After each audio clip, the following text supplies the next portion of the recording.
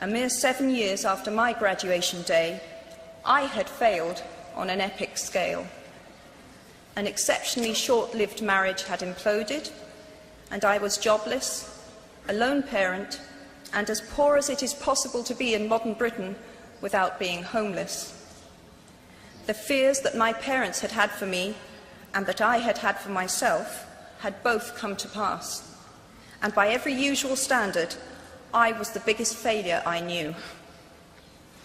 Now, I'm not going to stand here and tell you that failure is fun.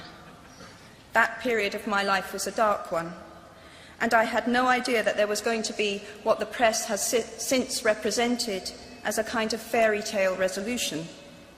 I had no idea then how far the tunnel extended, and for a long time, any light at the end of it was a hope rather than a reality.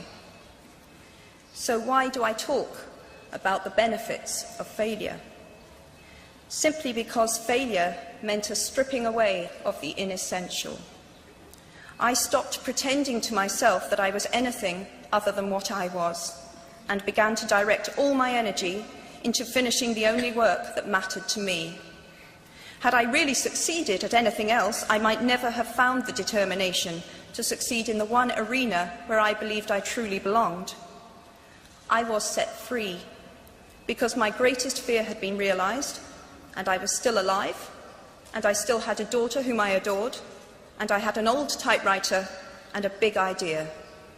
And so rock bottom became the solid foundation on which I rebuilt my life. You might never fail on the scale I did, but some failure in life is inevitable. It is impossible to live without failing at something, unless you live so cautiously that you might as well not have lived at all, in which case you fail by default. Failure gave me an inner security that I had never attained by passing examinations. Failure taught me things about myself that I could have learned no other way. I discovered that I had a strong will and more discipline than I had suspected. I also found out that I had friends whose value was truly above the price of rubies.